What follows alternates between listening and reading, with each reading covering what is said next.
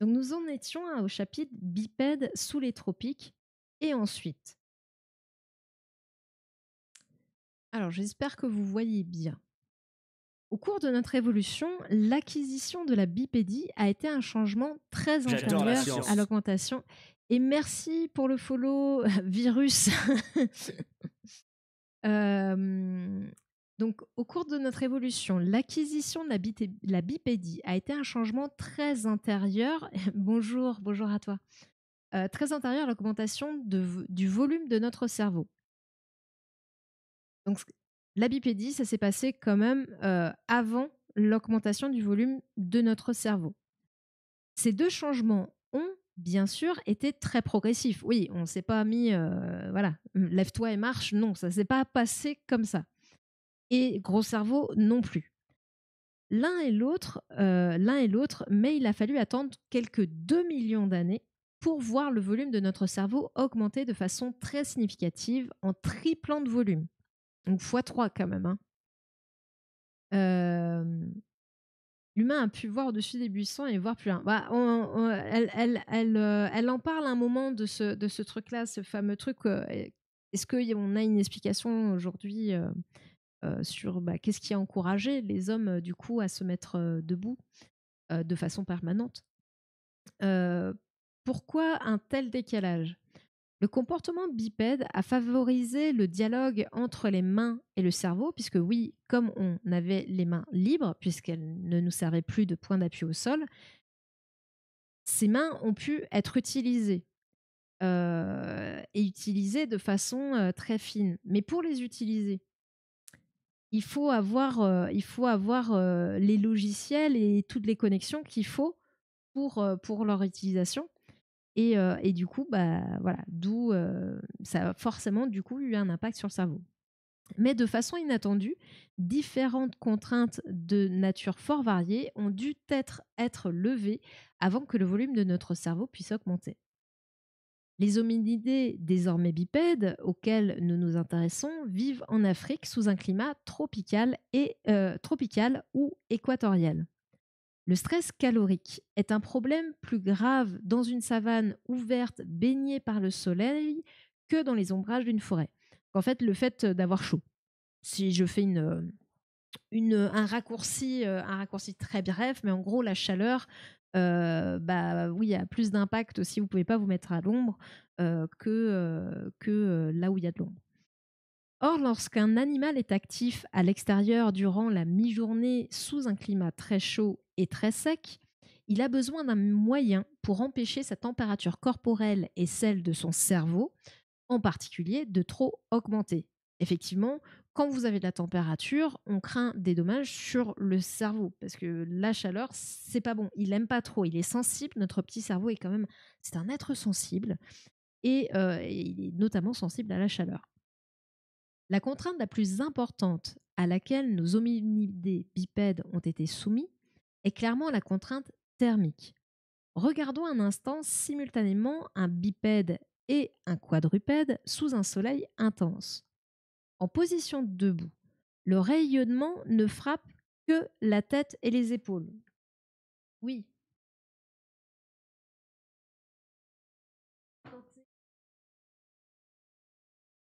Alors peut-être que certains arrivent à visualiser bien, mais des fois que si vous regardez par-dessus, hop, tac, si vous regardez par-dessus, quand il est debout, effectivement, il n'y a que le sommet du crâne et les épaules qui vont être exposées. Alors qu'un quadrupède, vu par-dessus, s'il a les quatre pattes au sol, hein, tac, tac, tac, il a les quatre pattes au sol, bah là, c'est tout son dos, sa tête, enfin la surface présentée au soleil est beaucoup plus importante. Tandis qu'en position quadrupède, les rayons frappent presque tout le corps. Cette différence fut étudiée et quantifiée minutieusement par un physiologiste, Peter Wheeler. On peut dire qu'avec la bipédie, un premier pas avait été franchi par les hominidés qui permettait de mieux affronter cette contrainte thermique, mais ce premier pas était insuffisant. Je me rappelle de mes cours de bio sur l'évolution. L'humain a... Ah oui. Après, c'est pareil, il y a plein de théories qui ont été On parle bien des humains, mais j'ai pas de mini-humain. J'aimerais bien avoir un mini squelette, mais j'en ai pas. Et du coup, parfois, pour expliquer dans les plans sagittal, frontal ou transversal, bon, je me dis que la petite peluche, ça fait le boulot. Ça fait le boulot, voilà. C'est voilà, qui n'a pas de nom d'ailleurs, toujours pas, puisque vous n'avez pas réussi à trancher la dernière fois. Oh, Collébrigand, t'as changé de couleur, ça me perturbe. Mais je sais que tu aimes cette couleur. Alors si tu veux rester de cette couleur, tu peux rester de cette couleur, il n'y a pas de souci. Il y a pas de souci. Donc, conclusion, c'est un premier pas puisqu'il y a moins de surface présentée au soleil, donc moins de surfaces qui vont chauffer. euh, Par rapport aux quadrupèdes, mais bien sûr, c'est largement insuffisant parce qu'on ne parle pas de petite chaleur dans ces zones-là, Et à cette époque-là, quelle tactique le petit mannequin de dessin, ça peut être un bon outil. Le petit mannequin en bois, là, si c'est le petit mannequin en bois auquel je pense, je l'associe à la pub, là, pour les trucs pour cirer le parquet, là, une vieille pub. On ne juge pas les vieux, s'il vous plaît. J'ai 2 fois 20 ans, voilà. 2 fois 20, oui. Je n'ai pas 40 ans, j'ai 2 fois 20. Mais c'est de ce petit bonhomme-là dont tu parles, Lolo. Oui, celui-là d'Océdar. Merci, je retrouvais plus le nom. Oui, c'est vrai que ça pourrait être Please. Ça pourrait être une idée. Faut que j'en trouve un. Faut que voilà, faut que je trouve. Voilà, faut que je mette la main dessus pour bien sûr pour pas trop cher, hein, parce que voilà. mais euh, mais c'est vrai que ça pourrait être pas mal. Hein. Tu en fais 10 20. Merci, c'est gentil. Parce que je pense que ma caméra n'est pas non plus de haute résolution. Du coup, vous voyez pas trop les cheveux blancs. Mais je vous garantis qu'il y a des cheveux blancs. Hein. Ça grisonne, ça grisonne. Contrat technique du réchauffement à cette époque. Alors, du climat de cette époque, en fait, du climat, mais même sous ces. Là, on est en Afrique. Dans un endroit où il n'y a pas vraiment beaucoup de forêt. Du coup, bah, il y a des fortes contraintes thermiques, hein, même encore aujourd'hui. Hein. Maintenant, je serais incapable de dire est-ce qu'il y a une grosse différence de température entre à l'époque et aujourd'hui. Je ne sais pas. Le fait est que dans tous les cas, même aujourd'hui, pour notre cerveau, si vous êtes exposé à de la chaleur, c'est toujours une contrainte. C'est toujours une contrainte, c'est toujours quelque chose de compliqué à gérer pour le corps. Et, euh, et pour ça, bah, il faut qu'on ait un système de refroidissement efficace. Mais là, dans ce contexte-là, à ce moment-là, dans cet endroit-là, etc., bah, ça fait partie forcément des adaptations qu'il y a dû avoir. Oui, oui, il y a plusieurs, oui, c'est ça, il y a plusieurs cycles chaud-froid. Donc c'est vrai que là, je ne sais pas exactement, mais clairement, il faisait chaud. On n'était pas en période glaciaire. Et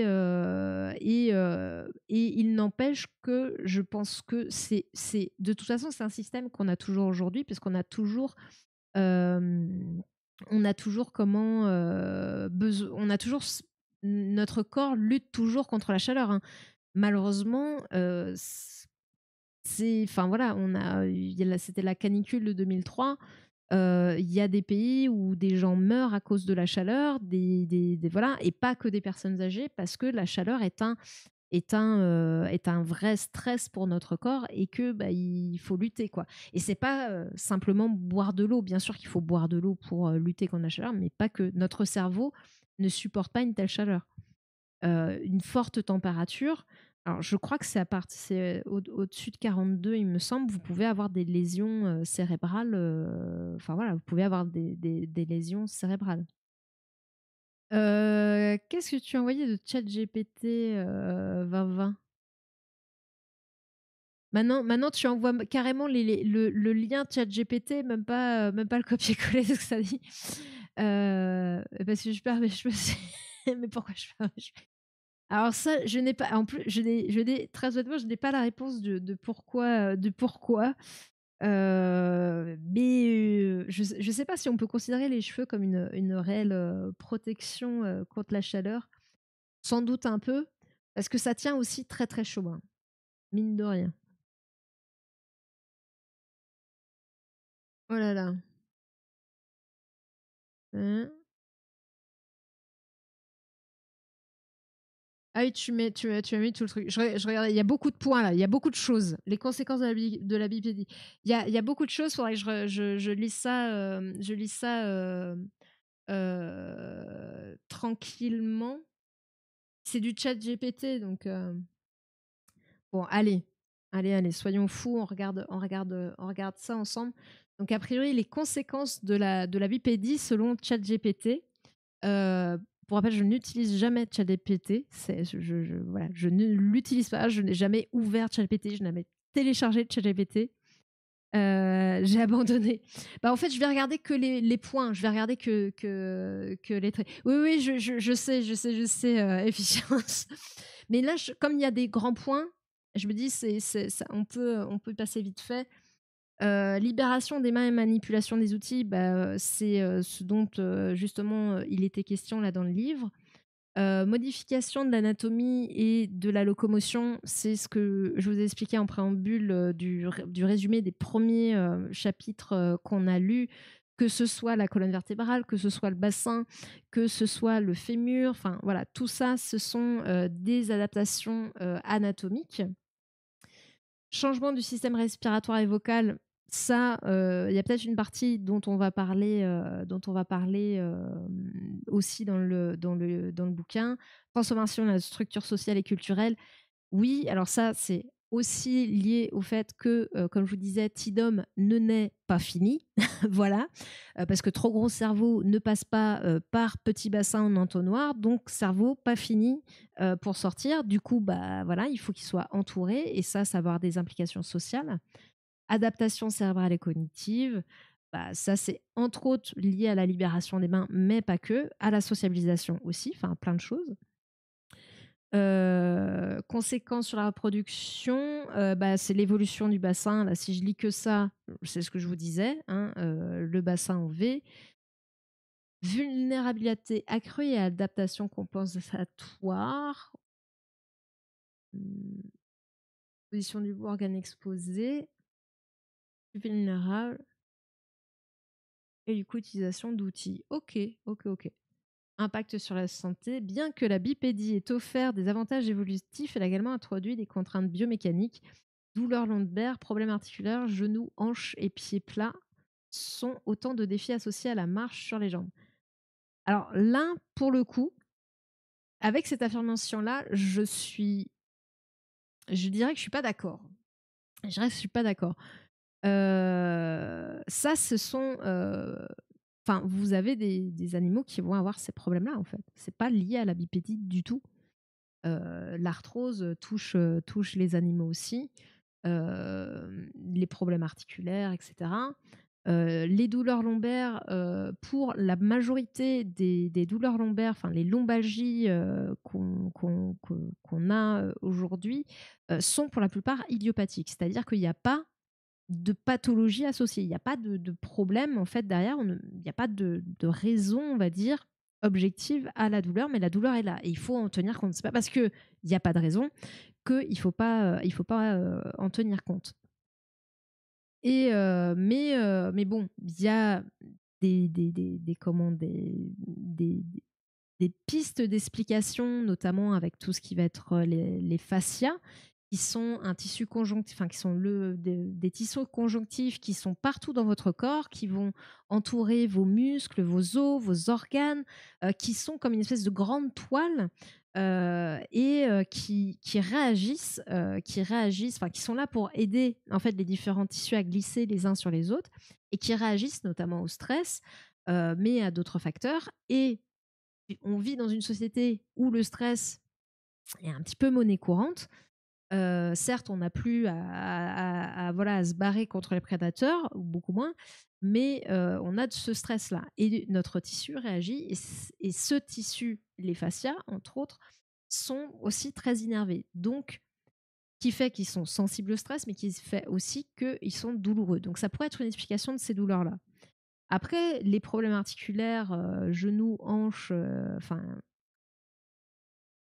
pour moi, c'est vous avez des problèmes aussi de ce type-là chez des animaux qui sont quadrupèdes, donc il n'y a pas, pour moi, de rapport particulier avec la bipédie. Par contre, il est important, bien sûr, si vous voulez essayer de les prendre en charge, de considérer que nous sommes des êtres bipèdes pour comprendre les applications des forces, etc., qui vont s'appliquer et soulager. Mais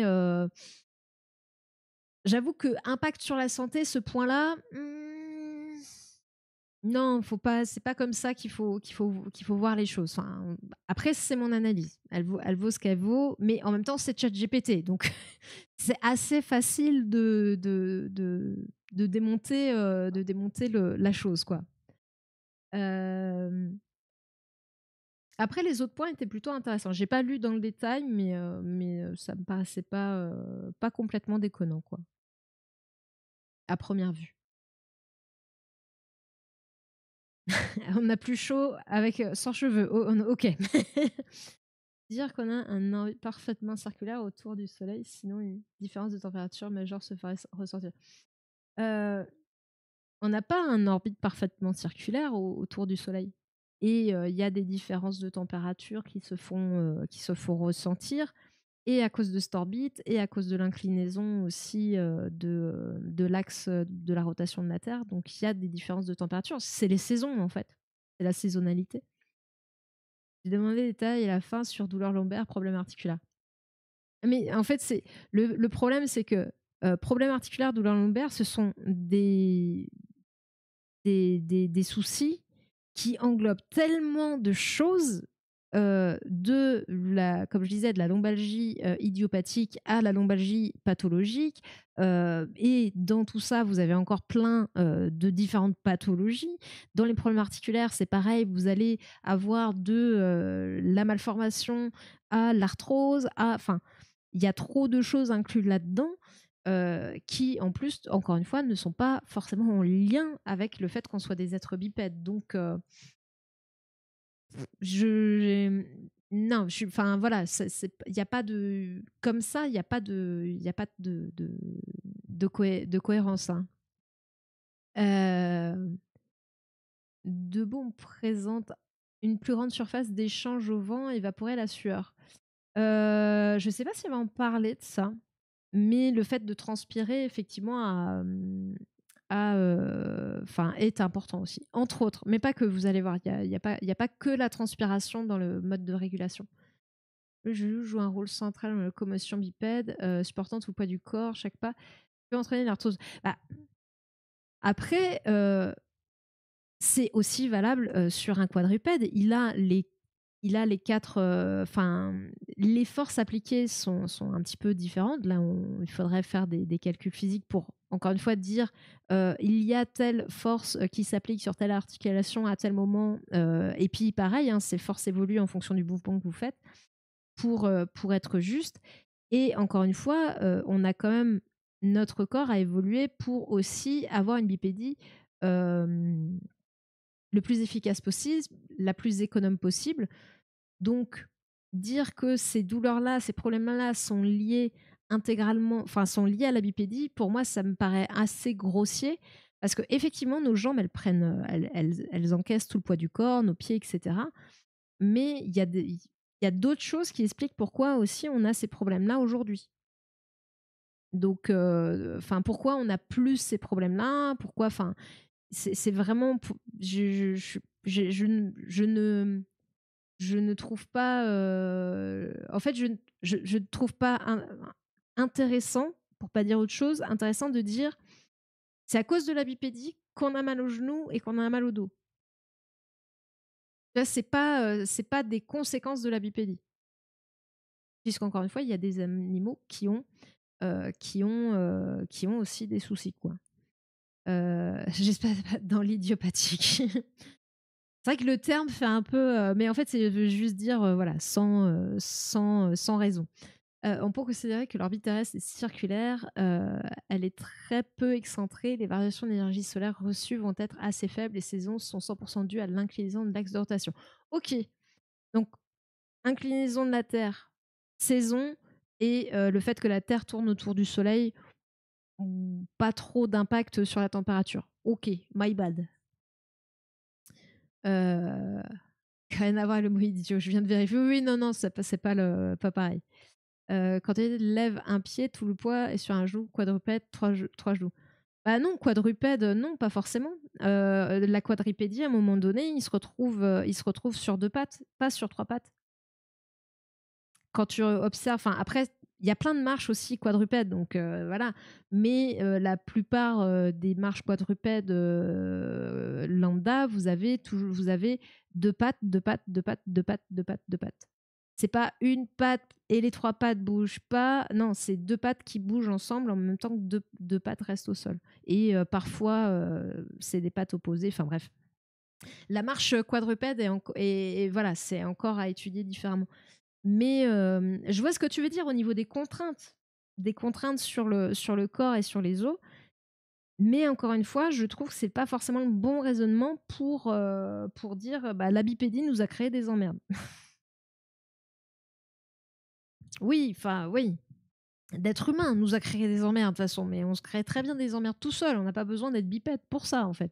Non, mais j'exagère, mais je sais pas, je pense pas que ce soit la bonne façon, en tout cas, d'aborder le problème. Il y a un petit quelque chose dans les forces appliquées, mais c'est pas. Ouais, pour moi, c'est pas le bon angle d'attaque. Vraiment, c'est le pied qui reprend l'ensemble du poids du corps. Lui aussi, il faut qu'il soit suffisamment solide. Et d'ailleurs, je crois qu'il y a eu des erreurs d'évolution dans le talon qui est très affûté.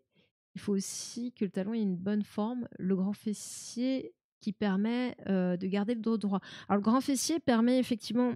Après, le grand fessier nous permet le redressement. Alors, le grand fessier, hop, ou glutéal. Si vous voulez paraître classe, ne parlez pas de fessier, parlez de glutéal. Les glutéaux, puisque vous avez le grand glutéal, vous avez le moyen glutéal, et ça, c'est le tenseur du fascia lata. Et normalement, dessous, vous avez le petit glutéal. Voilà, grand, moyen, petit. Donc voilà, si vous voulez être classe, parlez des glutéaux. Ça fait mieux. Effectivement, le grand fessier nous permet le redressement en fait, le redressement du buste. Au lieu d'être comme mon petit ours comme ça, le grand fessier va tirer le fémur vers l'arrière et permettre la station debout, grosso modo. Parce que là, quand on regarde en fait l'insertion du muscle, on voit qu'il permet de tirer sur le fémur et de l'amener vers l'arrière, d'avoir une extension au niveau de la hanche. Il y a un autre muscle qui est important, et ça, c'est dans les fessiers.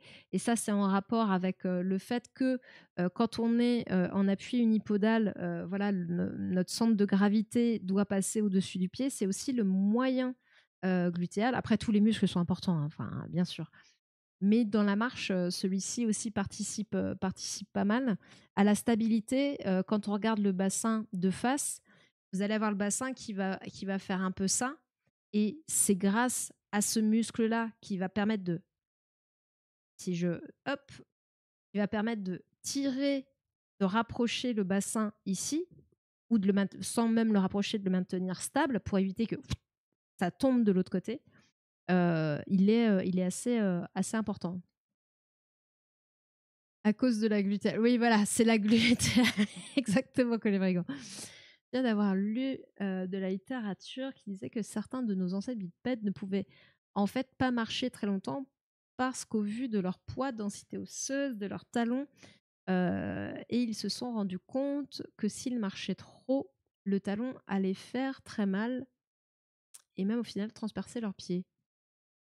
Alors le pied plat, le pied plat, ça n'a pas de rapport. Ça n'a pas de rapport avec la forme du talon. Le pied plat, c'est plutôt comment, enfin, un pied. Je vais avoir un pied avec les muscles. Là, j'ai un pied, mais je voudrais les muscles. Le pied plat, en fait, le pied, il a cette architecture. Il y a une arche, par exemple ici, votre voûte, c'est une arche. Vous avez plusieurs arches. Vous avez aussi une arche, si on regarde plus ou moins de face ici, ça fait aussi plus ou moins une arche. Et en fait, c'est ça. Le pied, ce sont des arches. Et le pied plat, en fait, c'est vous n'avez pas ces arches qui sont quand même importantes et c'est plutôt dû au fait qu'il y a, les articulations ici sont un peu, tout ça se pète la gueule. Ça peut être, aussi lié, à du musculaire. Enfin, c'est sûr que les pieds plats, on essaye du collagène. En général, on va conseiller d'avoir une semelle pour un pied plat. Mais si on prend l'individu lambda, normalement, il n'a pas de pied plat, quoi. C'est une déformation, si je puis dire. Ah, le ligament du moyen fessier, ouais, ça doit faire mal, hein. Ça va faire mal parce qu'effectivement, dès que tu marches, en fait, bah, ce muscle-là qui tire. Alors, le ligament ou le tendon du moyen fessier, c'est plutôt le tendon parce que quand tu parles d'un muscle, si tu parles de l'insertion ici, de la partie qui s'insère sur l'os, ça, c'est ce qu'on appelle le tendon. Les ligaments, ce sont des petits tissus conjonctifs un peu spécifiques, assez rigides avec une certaine souplesse quand même, qui vont participer à la stabilité d'une articulation.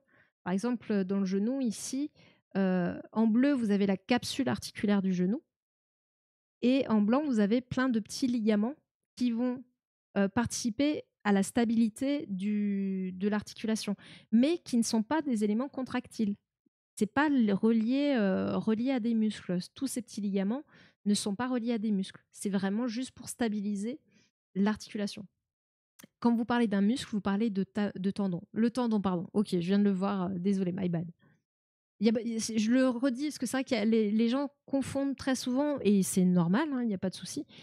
Du coup, bah, voilà, je j'hésite pas à le rappeler. Si on putain, c'est le zoom qui m'a perdue. Si on zoome sur le talon, on se rend compte qu'il est rond, mais il est plus triangulaire et bien s'il était plus triangulaire, eh bien il me ferait très mal. Après, il y a des fois ce qu'on appelle des épines calcanéennes parce qu'en fait, votre talon, c'est ça, hein, c'est le calcanéum qui forme votre talon. Voilà, si vous ne saviez pas à quoi ressemble l'os de votre talon, il ressemble à ça. Voilà votre talon vu de près et en 3 dimensions. Et effectivement, il est un peu arrondi. Après, il a quand même une certaine forme. Il y a quelques petits angles, souvent qui sont liés aussi aux insertions des muscles.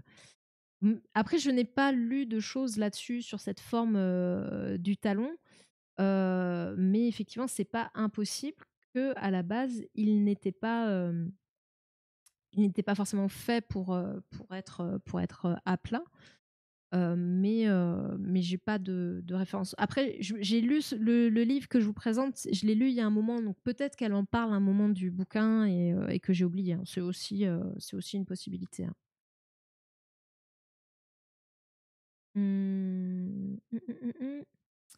Oui, beaucoup de kinés. Le médecin a dit qu'il y a beaucoup de muscles dans la région. Les autres prennent le relais. Ouais, les autres vont prendre le relais, mais ça, enfin après, dans les mouvements qu'on va faire, vous avez quand même un muscle qui est un petit peu le muscle initiateur plus ou moins du mouvement, le muscle principal du mouvement.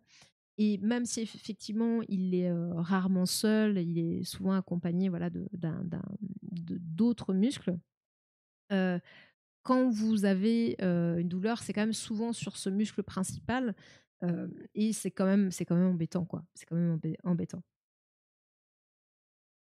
Hem, Hop, on va reprendre la lecture. Du coup, on en était sur, l'hyperthermie et la gestion justement de cette, hyperthermie. Donc on disait que, bah, le fait d'être debout, si le soleil, il arrive de dessus, il va taper pour les hommes debout sur la tête, sur les épaules, alors que, sur, les quadrupèdes, bah, ça va représenter une beaucoup plus grande surface et donc, bah, un plus gros coup de chaud. Mais voilà, cette station debout n'est pas suffisante pour lutter contre l'hyperthermie, donc trop de température. Donc, quelle tactique face à l'hyperthermie chez les hominidés désormais bipèdes? Bouger, ok. J'ai réfléchi, mais j'ai pas eu le temps de le faire, depuis hier soir. Il faudrait que je trouve une petite musique, j'ai peut-être cherché vite fait. Donc bouger, pour l'explication, en fait, c'est une nouvelle récompense de chaîne. Alors il y a étirement, mais j'ai vu après étirement, pour moi, c'est plus soft. Bouger, c'est vraiment là, je vais essayer de bouger un petit peu pour éviter de garder la station assise devant mon bureau depuis bientôt 2 heures maintenant. Parce qu'il n'y a pas de mauvaise position, il n'y a que le maintien de ces positions pendant longtemps qui est mauvaise pour le corps. Voilà. D'ailleurs, il faudrait que j'ai une petite vidéo qu'il faudrait que je vous montre sur les positions dans le lit. Enfin, voilà, la bonne position pour dormir. Voilà. Euh, spoiler, il n'y en a pas. Est-ce que je chercherais pas vite fait une petite musique là, un peu entraînante? Vite fait, comme ça vous bougez avec moi, ça pourrait être cool ça. Il y a rien qui. Est-ce que est-ce que. Attendez, oui, mais non, je peux pas. Ça bouge pas du tout. Euh... Ouais, vas-y. Non, j'ai pas de musique. Je vais juste remettre ça. Puis tant pis, je vais bouger. Le toutou YouTube de Véronique et Davina. Bonne idée, bonne idée, bonne idée. On va faire ça. On va faire ça. On va mettre du toutou YouTube comme. Hop.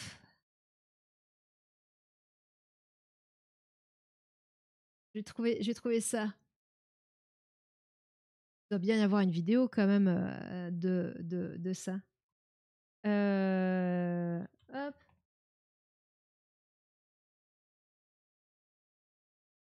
Je pense que je vais en profiter pour faire une pause pipi aussi. Couleur léopard. Non. Ah, voilà. Hop. Hop. Oh my god. Je crois que j'ai bien fait de laisser sur le clip et pas sur moi en train de faire n'importe quoi. En plus, vous ne me voyez qu'à moitié de toute façon. Donc voilà, très peu d'intérêt. Et merci pour le petit coup de. Voilà, j'espère que vous avez bougé aussi, hein, parce que voilà, hein, pour rappel, c'est important de bouger régulièrement un petit peu pour éviter de maintenir la position trop longtemps. Je vais faire juste, je vais profiter. Ah oui, ouais, heureusement, non, c'est pas la version dans la douche, heureusement. Je vais douche, l'automode, il te bloque douche, vraiment. Et je vois qu'il y a toute une explication entre Opella et efficience par rapport à tout ça, mais j'espère que vous en sortez. Hein. euh, je sais pas en anglais. Ah, d'accord, ok. Ah mince. Ah oui. Bon. Mais c'est parce qu'il y a des fois, je suis surprise quand il bloque des mots. Il bloque des mots. Il bloque des mots, quoi. Des mots, t'es là. Ah bon? Ça passe pas? Ouais, puis à la rigueur, les canards, c'est pas très grave, quoi. Enfin, moi, je veux dire, c'est pas la pire insulte du monde, quoi. Je vous laisse une toute petite minute, juste le temps, voilà, de faire un petit un petit tour aux toilettes. J'en ai pour une petite minute. Non, non, non, mais après, bah c'est, enfin moi enfin moi il y a pas de souci. Hein. C'est surtout tant que ça embête pas efficience. Voilà, hein. Moi je Enfin voilà, on est là pour ça, pour apprendre des trucs, pour échanger. Donc voilà, tant que c'est toujours pareil, hein, tant que c'est respectueux, tant que ça fait de mal à personne et que tout le monde passe un bon moment, enfin voilà, pas besoin de s'excuser, Opella, hein, t'inquiète pas. Euh, la mini pause, je reviens, je vous remets un petit peu de musique. Je sais même pas si vous l'entendez trop, mais je peux pas la mettre trop fort non plus, sinon c'est à moi que ça casse les oreilles. Je reviens une petite minute et je suis là.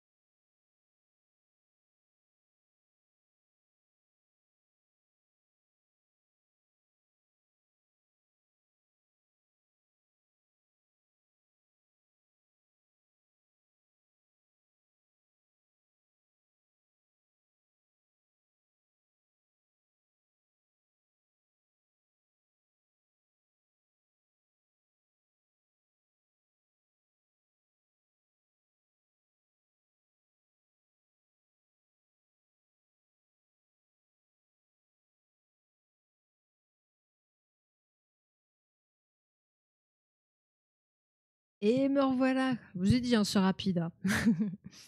Petit Joe, qu'est-ce que tu fais? Chaton. Oh purée. Il a eu peur de la peluche, je l'ai bougé, il a eu peur. C'est un chat qui est très courageux, bien sûr. Chaton, viens là. Allez, Titi. Hop. Voilà, il trône, c'est bien, il est posé.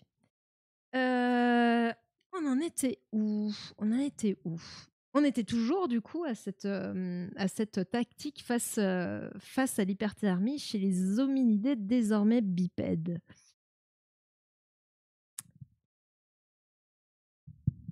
De qui ça, Kéros? Tidjo? Non. Hem, donc on a été là, la tactique donc pour, les hominidés pour faire face à l'hyperthermie. Il est un changement qui est resté longtemps énigmatique et qui a pourtant été fondamental au cours de notre évolution. C'est la perte de notre pilosité. Bon, pas la perte totale, voilà. Sinon, enfin voilà, nous, on s'embêterait pas, on va dire ça comme ça, hein. Ah, ah, réglez ça entre vous. J'ai pas du tout suivi, j'ai pas du tout suivi. Donc voilà, mais soyez gentils, soyez gentils. Et après, je fais confiance à Colibri pour poursuivre ça. J'ai vu qu'il était intéressé par la conversation, donc mais soyez sages, s'il vous plaît. Hem Donc t'inquiète, un sketch, c'est un sketch que je oui, oui, non, mais je me doute bien. Après, tu sais, comme je ne suis pas trop, justement, parce que je vois que vous conversez, qu'on est complètement sur un sujet, voilà, à part entière, qui a l'air très intéressant, au demeurant, mais du coup, tu vois, je gare un mini doute. Mais merci de préciser, que c'est un sketch, du coup, quand même. Mais je m'inquiète pas trop, je m'inquiète pas trop. Donc il y a un changement qui est resté longtemps énigmatique. Ah oui, c'est ça, c'est la perte de notre pilosité, qu'on aurait aimé, sur les bras, sur les jambes. Ce serait bien, mais bon, il nous en reste quand même un petit peu.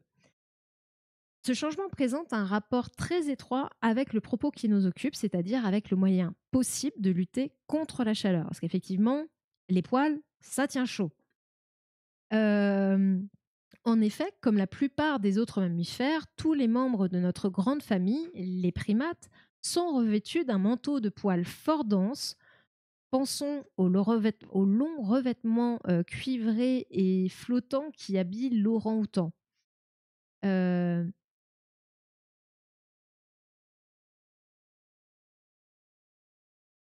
Oui, bah oui, c'est sûr que, en plus, enfin, ce serait beaucoup plus simple pour toi, effectivement, d'expliquer ça en direct qu'effectivement à l'écrit. Je comprends bien que ça peut être compliqué.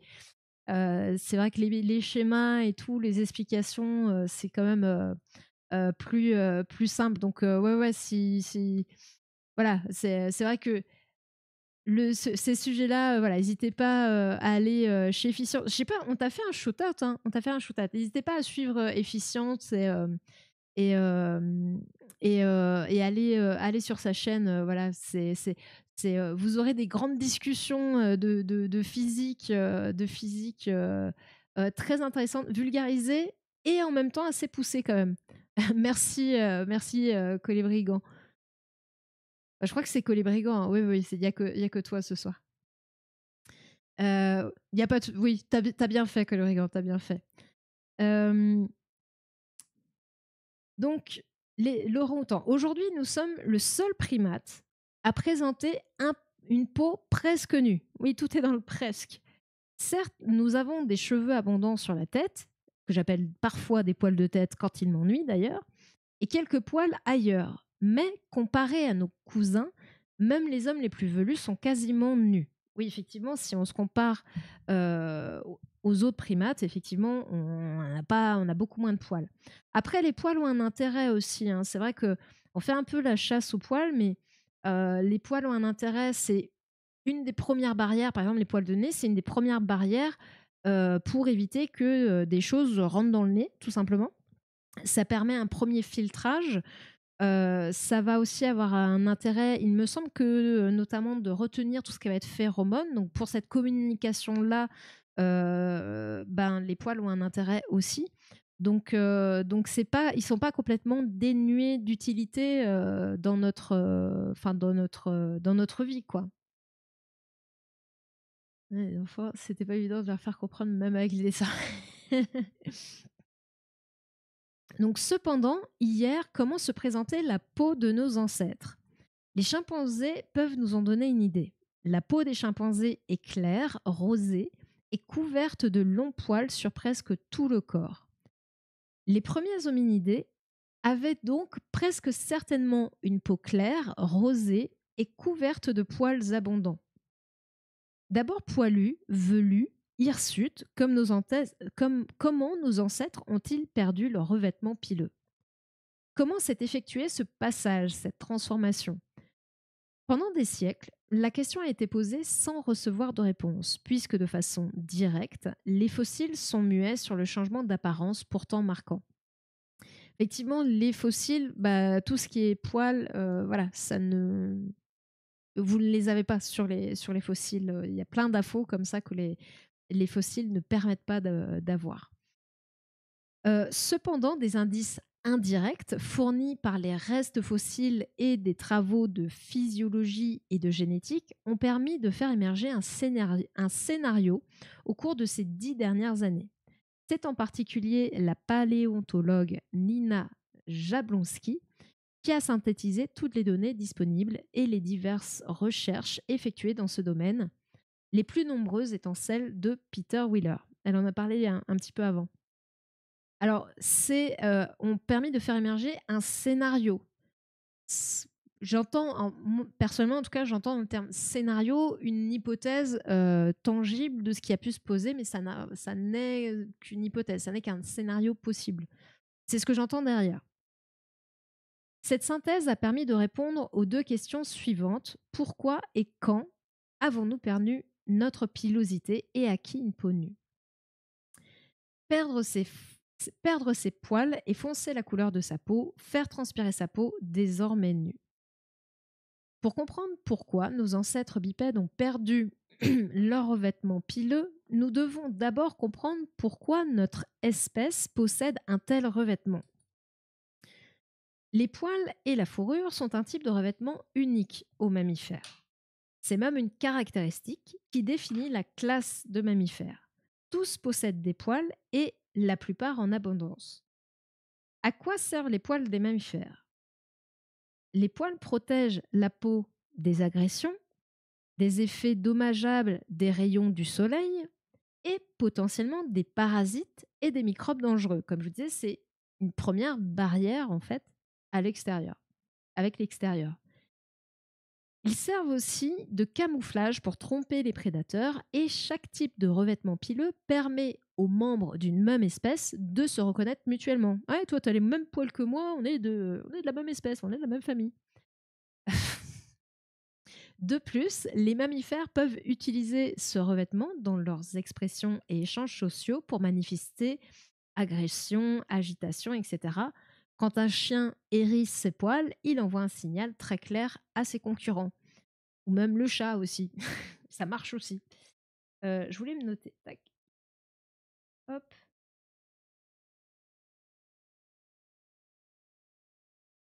Donc voilà, ça protège et ça permet aussi d'envoyer des signaux. Hop.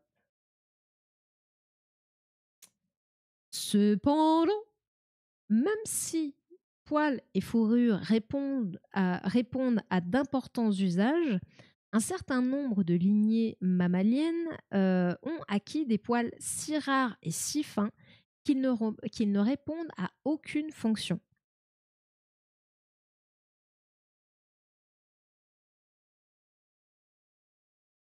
Ouais, oui, oui, oui. Ouais, s'il y avait que la couleur des cheveux qui posait, enfin voilà, qui posait entre guillemets problème à certains. J'ai envie de dire, ouais. Hem, la plupart de ces animaux vivent sous j'ai lu le truc d'avant, hein. Oui, oui. La plupart de ces animaux vivent sous le sol ou sous l'eau. Ceux qui n'ont plus beaucoup, de poils, qui sont rares, qui sont fins et cetera. Chez les mammifères souterrains, tels le rat taupe, la peau glabre est une réponse à un mode de vie souterrain partagé par de larges colonies d'individus. Les bénéfices d'un revêtement pileux sont superflus car les animaux ne peuvent se voir l'un l'autre dans l'obscurité et leur structure sociale est telle qu'ils se blottissent les uns contre les autres pour retenir la chaleur. Donc en fait, du coup, pas forcément besoin d'avoir des poils. Chez les mammifères marins, qui ne gagnent jamais le rivage tels les baleines, la nudité de la peau facilite la nage et la plongée sur de longues distances en réduisant la traînée de l'eau sur la surface de la peau. Effectivement, les nageurs en compétition se rasent parce que le poil va avoir tendance à ralentir dans l'eau, quoi. Vaut mieux du lisse pour glisser, on va dire, entre guillemets, dans l'eau, quoi. Pour compenser ce manque d'isolation externe, donc ce manque de poils, ces animaux ont de la graisse sous la peau. À l'inverse, les animaux semi-aquatiques, comme les loutres, qui vivent et dans l'eau et sur Terre, par exemple, possèdent une fourrure dense et étanche à l'eau qui retient l'air et fournit une meilleure flottabilité, diminuant ainsi l'effort nécessaire à la flottaison. Euh,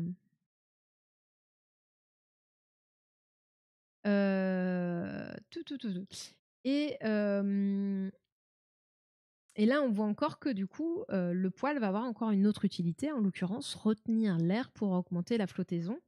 Vous avez aussi des fourrures qui vont avoir ce même principe de retenir l'air, mais pour tenir chaud, un peu comme les combinaisons de plongée, où on va garder cet air va se réchauffer à notre contact, et c'est ça qui va faire qu'on va avoir chaud. La combinaison de plongée, c'est un petit peu plus ou moins le même principe. L'eau va rester dans la combinaison, votre chaleur corporelle va réchauffer cette eau, et vous allez avoir chaud comme ça. C'est pour ça qu'au début, vous avez froid dans une combinaison de plongée. Grosso modo, hein. Euh, le plus, le plus gros mammifère terrestre, tels les éléphants, les rhinocéros et les hippopotames, ont également une peau nue. C'est vrai qu'ils ont très très peu de poils. Parce qu'ils vivent constamment en risque de surchauffe. En effet, plus un animal est gros, plus sa surface corporelle est réduite par rapport, par rapport à son volume corporel, et plus il est difficile d'éliminer une chaleur corporelle excessive. Alors attendez, gros mammifère terrestre, éléphant, ok. Risque, ils sont Oui, comme ils sont beaucoup de surface, risque de surchauffe tout le temps. Plus un animal est gros, plus sa surface corporelle est réduite par rapport à son volume corporel. Ok, donc en rapport à son volume total, si on considère juste la surface de ce volume et pas l'intégralité du volume, le rapport fait qu'il y a moins de surface, du coup la surface est réduite par rapport au volume global. Et donc il est plus difficile d'éliminer la chaleur corporelle excessive. À l'opposé, les souris et autres petits mammifères qui présentent un rapport entre surface et volume corporel très élevé doivent, doivent souvent lutter pour retenir la chaleur. Effectivement, il y a... Alors, c'est bien de pouvoir éliminer la chaleur, donc il faut quand même une surface suffisante pour pouvoir éliminer la chaleur excessive. Mais si vous avez trop de surface présente, bah, vous risquez de trop libérer de la chaleur, enfin de trop faire sortir la chaleur de votre corps, et donc d'avoir du mal à l'inverse à la retenir et à vous réchauffer. C'est tout. Il y a un équilibre à trouver entre ce rapport volume corporel et du coup surface corporelle qui doit être équilibré pour ne pas galérer non plus à retenir la chaleur. Il faut pouvoir la dégager, mais il faut aussi pouvoir euh, ne pas en dégager trop, quoi.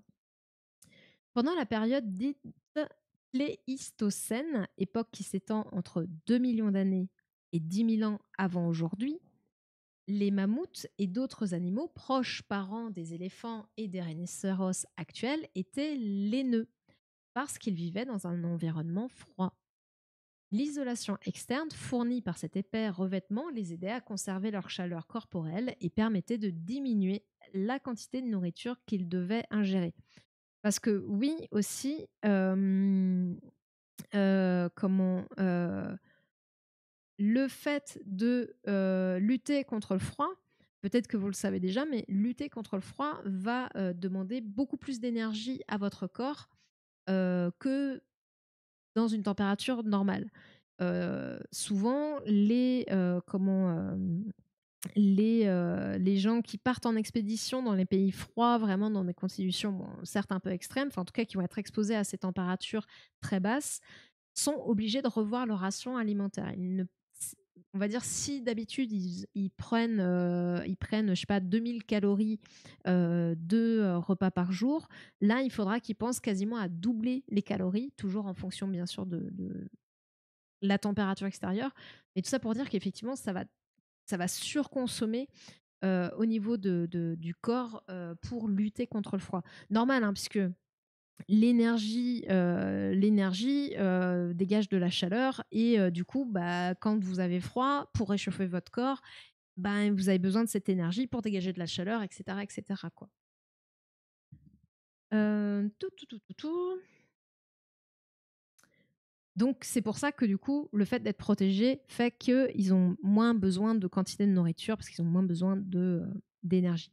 Cependant, tous les très grands herbivores actuels vivent dans des conditions de chaleur telles qu'un manteau de fourrure serait mortel pour ces animaux aux proportions immenses.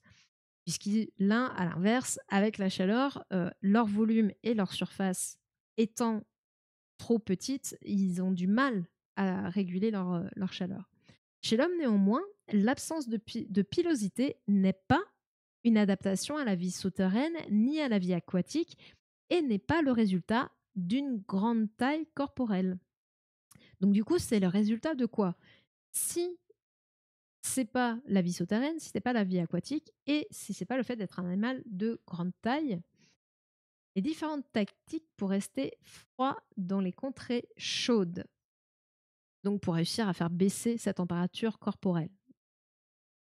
Éviter la chaleur, rester froid est un grave problème, non seulement pour les animaux de grande taille, mais aussi pour de nombreux mammifères. C'est spécialement le cas lorsqu'ils vivent dans des contrées chaudes et pratiquent la marche ou la course sur de longues distances ou pendant de longues durées, car ils produisent alors une abondante chaleur. Oui, le fait voilà, de bouger, vous le sentez, quand vous bougez, vous avez plus chaud.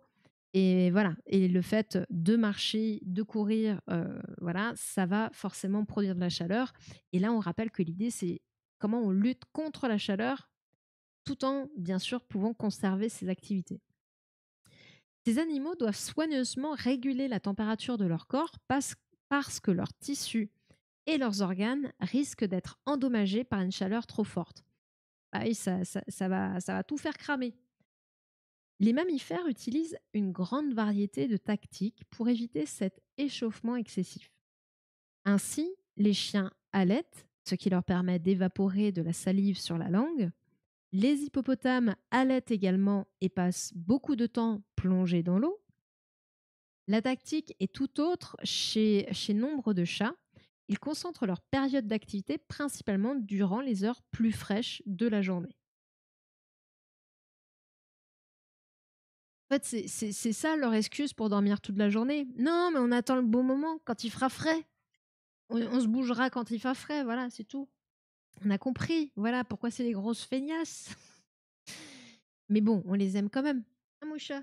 Mais ça va, il boude pas, il a rien compris. Mais oh oui. Si, il a quand même répondu. Il vient de miauler. Oui, je ne miaule pas pour le plaisir, je lui réponds. Mais chez tous les primates, et donc chez les hommes, la transpiration... Ah bah voilà, tu viens du coup. la première stratégie... attendez, je sais plus où je suis. Mais chez les primates et donc chez les hommes, la transpiration est la première stratégie. Donc vous en parliez tout à l'heure, effectivement, la transpiration est un moyen d'évacuer cette chaleur. Moi, ce qui m'est rire, c'est qu'à l'époque, on était encore des proies de certains prédateurs et que le fait de suer, c'est un désavantage net pour se faire poursuivre par les fauves. Ouais, franchement, je pense que pas besoin de la sueur pour laisser des traces, hein. Pour laisser des traces d'odeur, hein. Nous, on sent les odeurs de sueur, mais il y a plein d'odeurs qu'on dégage qu'on sent pas, mais que par exemple certains animaux vont sentir, etc. Donc, je pense pas qu'il faille attribuer le fait de sentir ou de déposer une odeur ou voilà à la transpiration. Euh, il y a vraiment d'autres facteurs et puis même enfin voilà, heu, comme tout animal, on urine, on fait caca, pareil, ce sont des traces aussi, heu, on dégage des phéromones aussi, même si nous, on les sent pas forcément directement. Enfin bref, il y a plein de choses autres qui sont, non, c'est juste une autoroute d'hormones au lieu d'être un petit sentier d'odeur. Bah, après, en fait, on va dire qu'il y a des priorités dans la survie.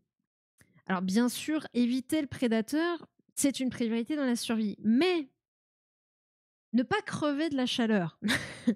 Est-ce qu'on n'est pas au-dessus dans la priorité? Parce que de toute façon, si tu crèves de la chaleur, tu n'auras pas à te défendre du prédateur. Donc peut-être que, in fine, voilà, l'évolution s'est dit, on va quand même sauver notre petit animal là, avant de le sauver des prédateurs. Enfin, je sais pas. Après, c'est complètement, j'extrapole et c'est complètement subjectif ce que je suis en train de dire. Je dis n'importe quoi. Mais, après, ta réflexion, elle est loin d'être bête kéros, hein. Enfin, c'est loin d'être une mauvaise réflexion, hein. Mais je pense que c'est juste qu'on ne se rend pas compte, dans tous les cas, de toutes les odeurs qu'on a, même en dehors de la transpiration. Euh, la transpiration est fraîche, il n'y a pas tellement d'odeur. Mais en fait, c'est que nous, on ne sent pas. Euh, Nous, aussi, il y a ça aussi. On ne la sent pas forcément. On n'est pas aussi sensible au niveau de l'odorat que plein d'autres animaux. Donc c'est vrai que c'est peut-être aussi pour ça qu'on ne se rend pas compte que même sans parler de la transpiration, il y a tout un tas de traces qu'on laisse, quoi, de phéromones et autres qu'on laisse. Est-ce qu'on n'exagère pas avec la chaleur? Sérieusement, il n'y a que dans les déserts où ce contexte est pertinent. Non, enfin, non, c'est pareil. La régulation de notre température est une variable est quelque chose de très important. Parce que là, on parle effectivement de chaleur excessive, mais le corps va essayer de maintenir ce qu'on appelle l'homéostasie. Alors, c'est valable pour tout ce qui est. Et bonsoir, Igara Girl, bonsoir, bonsoir. C'est-à-dire que d'essayer de maintenir un équilibre chimique, etc., mais aussi un équilibre au niveau de la température. On essaye, on va dire grosso modo, que le corps va essayer de garder cette température de 37 degrés de moyenne tout le temps. Mais qu'il fasse 40 degrés, 50 degrés dehors, qu'il fasse moins 15, qu'il fasse 10, qu'il fasse 20. Et donc, dans tous les cas, il nous faut un système pour gérer cette régulation de la température. Donc, bien sûr, le cas extrême de la chaleur, parce qu'il est beaucoup plus difficile de lutter contre la chaleur au final pour le corps que contre le froid. Contre le froid, le corps va... Enfin, c'est difficile aussi dans des contextes extrêmes, mais tu vas consommer plus d'énergie pour essayer de te réchauffer. Alors que lutter contre la chaleur, essayer d'évacuer la chaleur interne, c'est quand même plus compliqué, quoi. Tu vois, quand il fait froid, tu vas rajouter des couches de vêtements pour essayer de te protéger du froid, on va dire ça comme ça. Par contre, quand il fait chaud, une fois que tu t'es foutu à poil, tu peux plus faire grand-chose d'autre pour te rafraîchir. voilà, enfin après tu es obligé de passer par, bah, du coup, voilà, mettre de l'eau, enfin voilà, trouver des solutions pour essayer d'évacuer cette chaleur, mais c'est beaucoup plus compliqué que d'enfiler des surcouches, quoi. Donc non, c'est pas exagéré de parler de chaleur parce que les conséquences quand on a de la température, par exemple, un excès de température et ça va très vite, hein. Notre moyenne, elle est à peu près, à 37. Après, ça varie bien sûr selon les individus. Chez les femmes, ça va varier aussi au cours du cycle. Hem, a priori, à partir de 42, tu peux avoir des lésions cérébrales de 42°. On n'est à peine 5 degrés au-dessus de 37 degrés. Donc on voit qu'une variation qu'on pourrait considérer comme faible, au final, peut avoir des conséquences très graves. Donc en fait, non, c'est pas une exagération. Voilà. Ce que je me demande, c'est si il n'était pas plus simple pour nos ancêtres de migrer vers des zones plus agréables plutôt que de passer des milliers d'années à perdre des poils dans un désert. Vous voyez un peu ce que je veux dire? J'exagère un peu pour l'exemple, ouais. Hem, nos ancêtres n'avaient pas les facilités de transport que nous avons, déjà d'une part. Et après, encore une fois, on rappelle, alors je ne sais pas trop, enfin voilà, ils avaient déjà des modes de transport, ils étaient à pied, quoi. Donc voilà. Euh, c'est pas si ça prend du temps de se déplacer et dans tous les cas, ça se fait pas comme ça sur les distances comme ça. Alors aujourd'hui, on fait le tour du monde, on se déplace très très rapidement. À l'époque, c'était quand même très loin de là. Et en plus de ça, il y a eu des aires chaudes, des aires froides, des aires glaciaires. Il est possible qu'au final, c'était pas forcément, enfin, les endroits où il faisait, «bon vivre» entre guillemets, il y en avait peut-être pas tant que ça, ils étaient peut-être très, très loin. Donc voilà, c'est bouger, ça prend énormément de temps et après faut regarder l'époque, faut regarder, plein de choses, hein. Et puis il faut survivre aussi à un environnement, nouveau dans tous les cas, hein. Ça nécessite dans tous les cas une adaptation, hein. Pas si nos ancêtres avaient dans leur pensée, il pouvait exister d'autres endroits plus agréables. Ah, je pense qu'ils étaient plus dans un mode de survie et ils chassaient, ce qu'il y avait autour d'eux, ils cueillaient ce qu'il y avait autour d'eux sans être dans cette là, aujourd'hui, c'est vrai qu'effectivement, comme tu le dis, Colibri-Brigand, in fine, mais c'est facile de juger avec le recul, à dire: «Mais bah, vous aviez cette adaptation-là à faire, bougez au lieu de vous adapter». Heu, Ça se fait pas de façon consciente, en fait. L'évolution se fait pas de façon consciente. Aujourd'hui, il y a des enfin, voilà, nous continuons d'évoluer et on n'est pas en train de se poser la question de: «Qu'est-ce qu'on pourrait faire pour simplifier la vie de notre évolution parce que nous allons dans cette direction ou pas?» Non, c'est beaucoup plus, compliqué que ça. Voilà, c'est pas vraiment non plus le c'est bien de se poser la question, mais bon, c'est sur des temps comme ça et avec le recul, c'est un peu facile de le dire, mais sur le coup, tu te dis pas: «Tiens, mon système gère mal l'excès de chaleur. Si j'allais dans un endroit où il faisait plus frais, je ne sais pas où ça existe sur le monde parce que je n'ai pas connaissance de l'étendue du monde, mais je vais bouger pour éviter d'évoluer». Tu vois, c'est si j'exagère aussi, voilà, c'est pareil, on tombe, dans un truc un peu incohérent, quoi. On est bien d'accord. Je sais plus si j'avais fini du coup le chapitre, le chapitre du coup. J'en étais où? J'en étais sur la transpiration, oui, qu'on mettait dans, 1re, stratégie et les contraintes de chaleur justement auraient pu les pousser à migrer, bref. Mais après, c'est encore une fois, hein, c'est que peut-être qu'il y a des choses. Enfin, en fait, ce qui va surtout contraindre, ça va être le manque de nourriture, etc. C'est soit tu as des ressources et tu survis, soit tu n'as pas de ressources, quoi. Et effectivement, peut-être que la chaleur excessive, etc. Après, on réfléchit aussi dans le cadre de là, donc on évolue vers la bipédie et puis après il y a aussi l'évolution du cerveau et c'est là aussi où se fait l'adaptation. C'est l'adaptation à la gestion de la chaleur aussi qui a permis l'évolution du cerveau. Parce que l'évolution du cerveau, encore une fois, c'est un organe un petit peu fragile, un peu sensible. Et c'est pour ça, la chaleur, pour le coup, il la supporte très très mal. Donc c'est aussi ça qui explique qu'on a continué d'évoluer. Parce que si on voulait utiliser nos mains, il fallait qu'on ait un petit peu plus de cerveau qui soit du coup à se focaliser sur l'utilisation de nos mains, sur des choses fines à faire avec nos mains. Mais pour que notre cerveau évolue, il fallait pouvoir le refroidir. Tu vois, il y a aussi toute cette logique-là derrière l'évolution. C'est pas juste de la survie, c'est vraiment de l'évolution dans l'évolution aussi. Euh, Hop, chapitre, petit chapitre. Pourquoi fais-tu le titre de ton arbre à chapitre?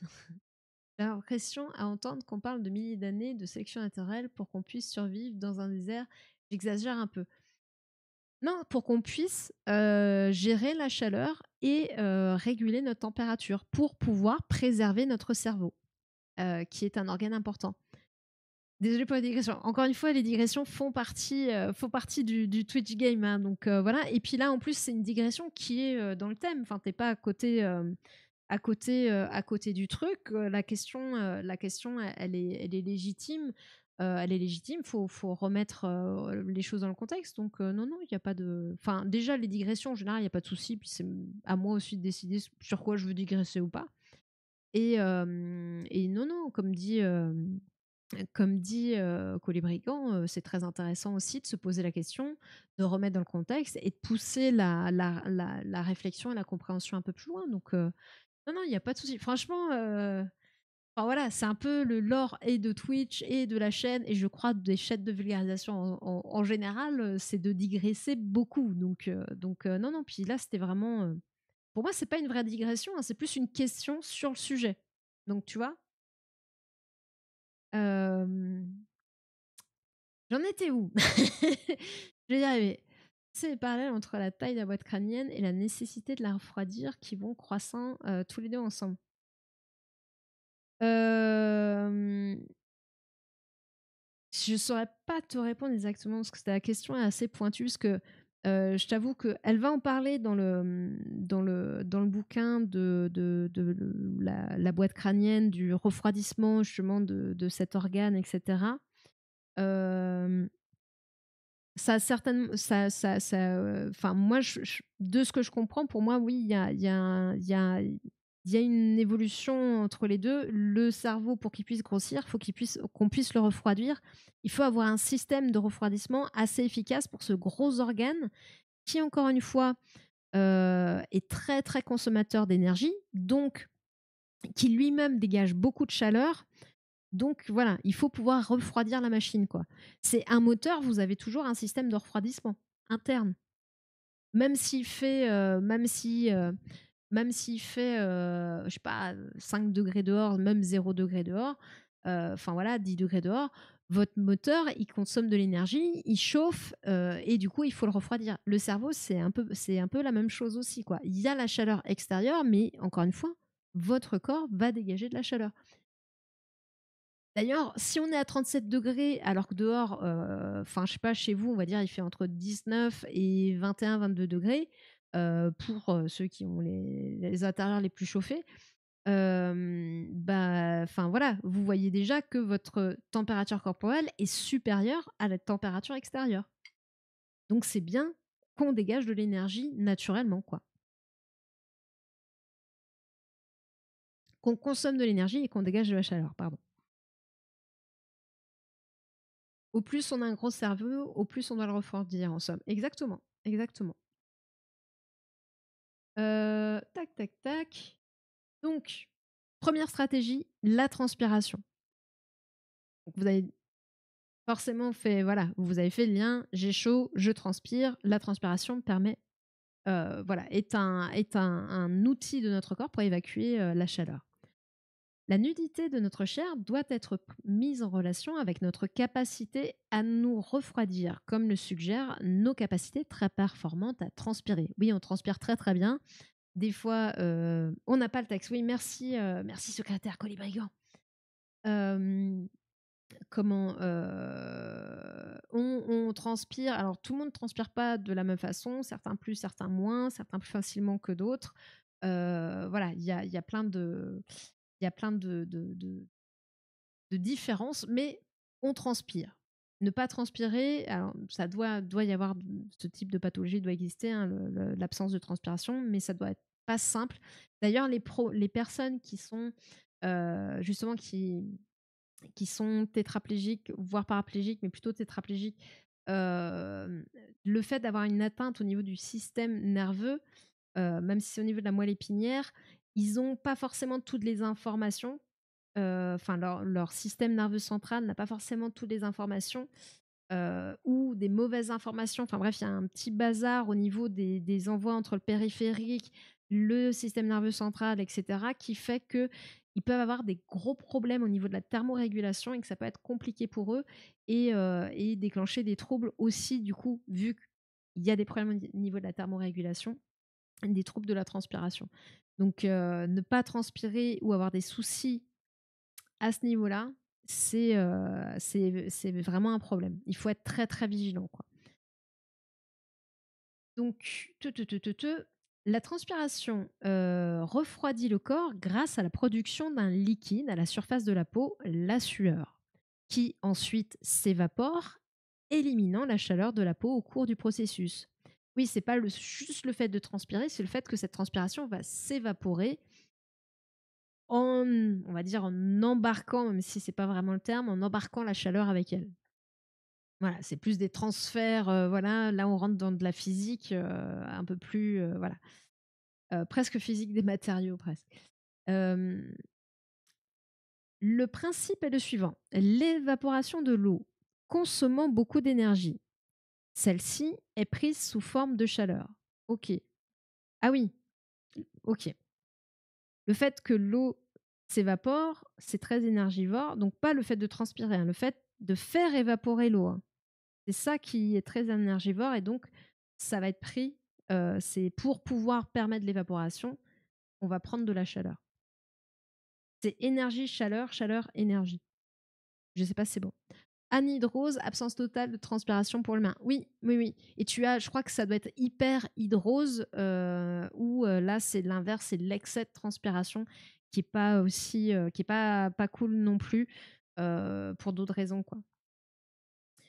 Euh, Ainsi, face au stress calorique, notre système de défense est un système de refroidissement par évaporation. Nous transpirons. La particularité de nos glandes dites écrines. Alors, dites écrines. Je ne vais pas aller chercher tout de suite, je vais voir s'il y a une définition un peu plus loin.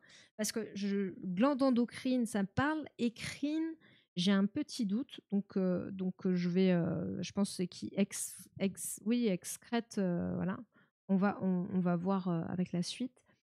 Toutes les sueurs excrétées par les mammifères ne sont pas de même nature. La peau des mammifères contient 3 types de glandes. Les glandes sébacées d'une part et les glandes sudoripares d'autre part, qui comprennent deux types bien différents, les glandes apocrines et les glandes écrines. Les glandes sébacées fabriquent et excrètent à la surface de la peau du sébum, sébacé, sébum, qui participe avec la sueur à la composition du film hydrolipidique protégeant la peau. Oui, le sébum, ça, même si voilà, des fois on lutte un peu contre quand on a des excès de sébum, bah, c'est là pour protéger la peau à la base. Les glandes sébacées et les glandes apocrines sont toujours annexées à un poil. En gros, vous avez les deux avec un poil, car elles sont situées presque près de la base d'un follicule pileux. Les glandes apocrines, donc ils sont, si j'ai bien compris, un type de glande sudoripare. Sudoripare, la sueur. Donc les glandes apocrines sont localisées dans des zones précises, les aisselles, les paupières, le pubis et les parties génitales. Elles ne sont actives qu'au moment de la puberté. Chez les animaux, ces glandes jouent un rôle dans la reconnaissance mutuelle, la délimitation du territoire et le pouvoir d'attraction sexuelle. Donc là, on parle des glandes apocrines. Chez la plupart des mammifères, les glandes sébacées et les glandes apocrines sont dominantes. Les sécrétions produites par ces glandes se combinent avec le manteau de poils épais et ou long dont l'animal est revêtu, produisant une mixture grasse, parfois moussante. Bon, j'espère que vous n'êtes pas en train de manger, parce que j'avoue que c'est pas très ragoûtant tout ça.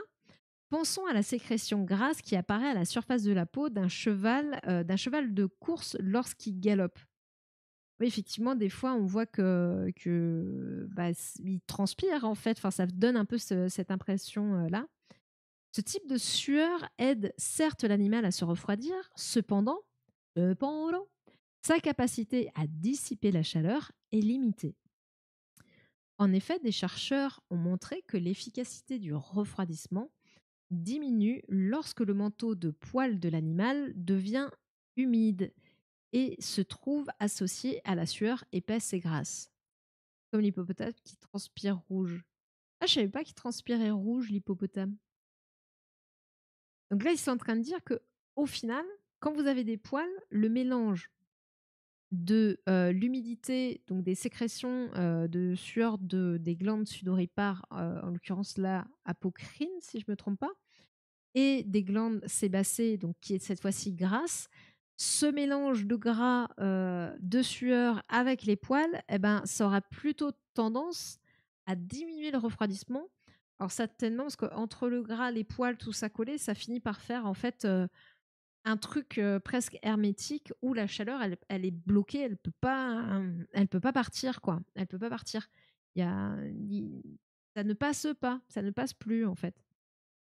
L'efficacité se perd parce que l'évaporation se produit à la surface du revêtement ou de la fourrure et non à la surface de la peau elle-même, empêchant ainsi le transfert de chaleur. Bah oui, le poil, lui, il n'a pas chaud. Le poil, il ressent, enfin, il n'y a pas de question de chaleur, il va pas être plus chaud ou moins chaud. Le poil, c'est un poil. Donc, vu que là, on est plutôt tout chez les animaux poilus, tout arrive à la fin au niveau des poils, la sueur arrive au niveau des poils, bah, la sueur n'est plus en contact avec quelque chose de chaud, et donc la chaleur ne peut pas, entre guillemets, passer dans la sueur pour évaporer la sueur. J'espère que c'est clair. Des fois, je me dis peut-être que je pars trop loin. Donc, dans des conditions contraignantes, le transfert de chaleur étant inefficace, l'animal devra impérativement boire une grande quantité d'eau, qui peut ne pas être disponible immédiatement. Oui, l'eau, voilà, dans la nature, l'eau n'est pas à disposition. Les animaux n'ont pas forcément de robinet. Et même les humains n'ont pas forcément de robinet à disposition. Les animaux revêtus d'un épais manteau pileux, forcés à un exercice coûteux énergiquement ou pendant une période prolongée sous la chaleur, s'effondreront d'épuisement. Est-ce que, du coup, ils ne peuvent pas se refroidir? À défaut, il faudrait qu'ils boivent, mais l'eau n'est pas forcément disponible. Donc, bah, ils continuent d'avoir chaud et en plus, ils se déshydratent. Enfin bref, c'est l'engrenage fatal. Mmh. Les hommes, quant à eux, ne sont pas revêtus de poils abondants et possèdent un nombre extrêmement grand de glandes, non pas apocrines, mais écrines. Nous en possédons entre 2 et 5 millions, qui peuvent produire jusqu'à 12 litres de sueur fine. 12 litres par jour. J'espère vraiment que vous n'êtes pas en train de manger, hein, parce que j'avoue que c'est pas... Voilà. 12 litres de sueur fine et liquide par jour. Après, c'est jusqu'à... Hein, mais c'est vrai qu'en moyenne, du coup, c'est quand même moins. Après, bien sûr, ça dépend de la température.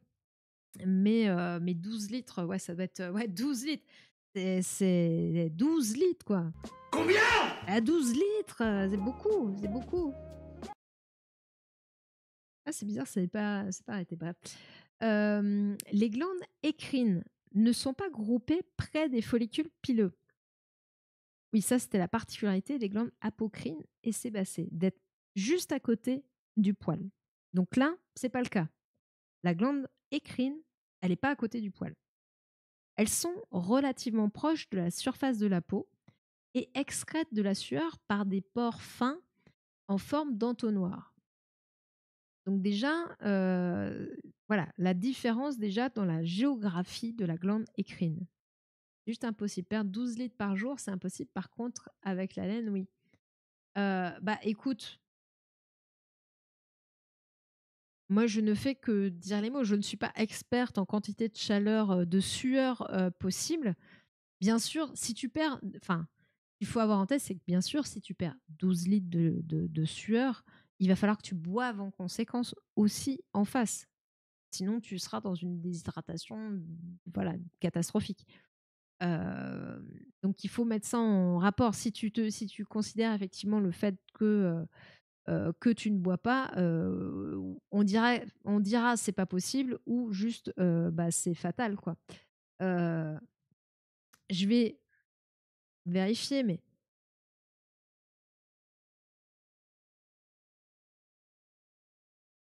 maximum.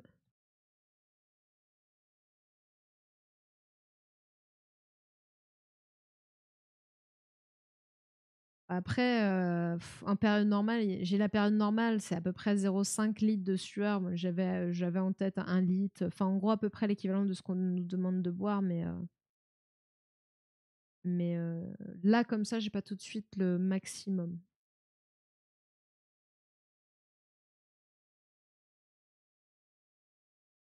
Hmm.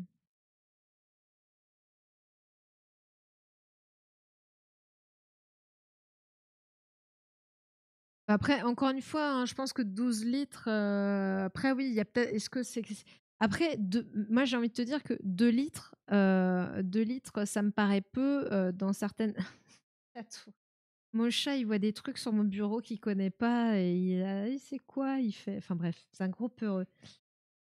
Vous le voyez pas. Peut-être un jour la 4cam, parce que là, le téléphone ne va pas servir de 4cam. Hein. C'est pas très pratique, mais 2 litres, ça me paraît peu dans certaines circonstances. Tu peux perdre, à mon avis, beaucoup plus que ça. Donc, au final, je... Si vous trouvez... Moi, là, comme ça, en faisant une recherche rapide, je ne trouve que des chiffres qui sont des chiffres de la transpiration normale. En fait, je ne trouve pas la transpiration maximum. Parce que là encore, on est dans une transpiration maximum. Voilà. Elles peuvent produire, ces glandes-là peuvent produire 12 litres de sueur par jour. Elles peuvent le faire. Mais est-ce qu'elles le font? Et est-ce qu'elles veulent le faire? C'est autre chose. Donc voilà, c'est peut-être ça aussi. C'est peut-être pour dire, voilà, elles peuvent aller jusqu'à 12, mais bien sûr que c'est pas la moyenne, quoi, loin de là, quoi. Et encore une fois, 2 litres, pour moi, c'est pas non plus un maximum. Hein. Quand tu es dans des conditions extrêmes, tu perds énormément de flotte. Hein. Après j'ai pas de chiffres là en tête, mais c'est les personnes qui vont dans des milieux extrêmement chauds, sans protection, etc., selon les conditions, c'est plusieurs litres d'eau par jour. Et c'est pas 2 petits litres ou 3 petits litres, on est bien au-delà, quoi. Déjà, quand vous faites un effort, vous buvez facilement plus de 2 litres dans votre journée, quoi. Donc, tu serais dans le coma si, à côté de ça, encore une fois, tu ne bois pas, tu ne bois pas en conséquence de ce que tu te déshydrates. Alors, il y a boire et il y a aussi, bien sûr, tout ce qui va être perte de minéraux, etc., qu'il va falloir compenser. Parce que l'eau c'est bien, ça va faire une partie, mais il y a tous les minéraux que tu vas perdre et qui vont aussi